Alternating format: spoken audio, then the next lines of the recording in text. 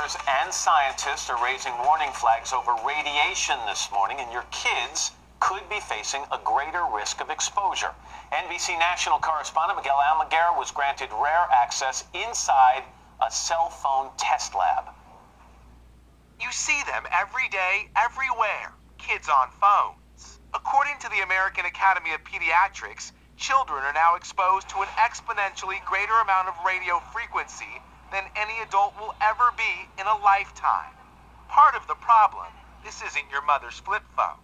Smartphones today have multiple antennas located inside the phone. When you talk, text, stream music, or videos, they emit non-iodizing radiation, similar to a low-powered microwave oven.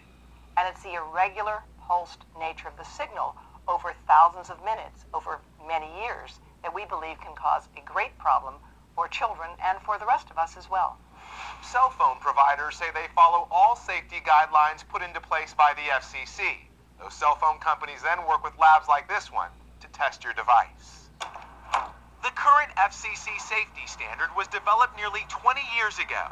The test at Sedicom in Milpitas, California, starts by taping a phone to the ear of a plastic head.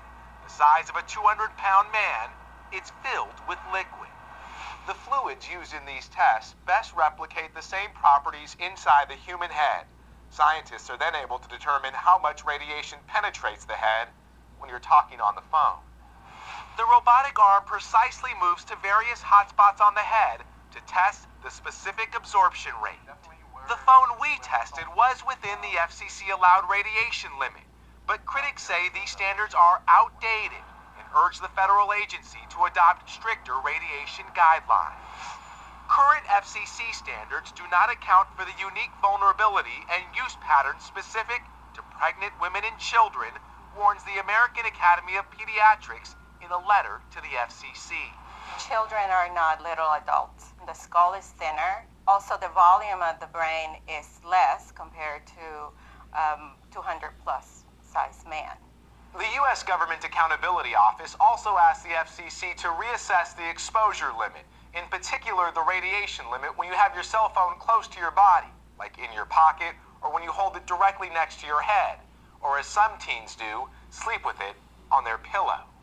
Phones are transmitting radiation so long as they're connected to the internet and connected to the Wi-Fi. And even if you're not talking on your phone is talking to the tower. Critics of the FCC's current guidelines give this simple advice to all consumers. Use the speakerphone or an earpiece, and remember, distance is your friend.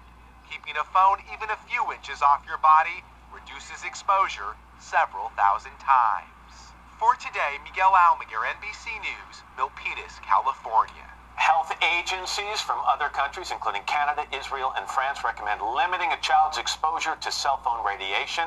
The FCC tells NBC News, quote, "The U.S. has among the most conservative standards in the world. As part of our routine review of these standards, we're soliciting input from multiple stakeholder experts, including federal health agencies and others, to guide our assessment."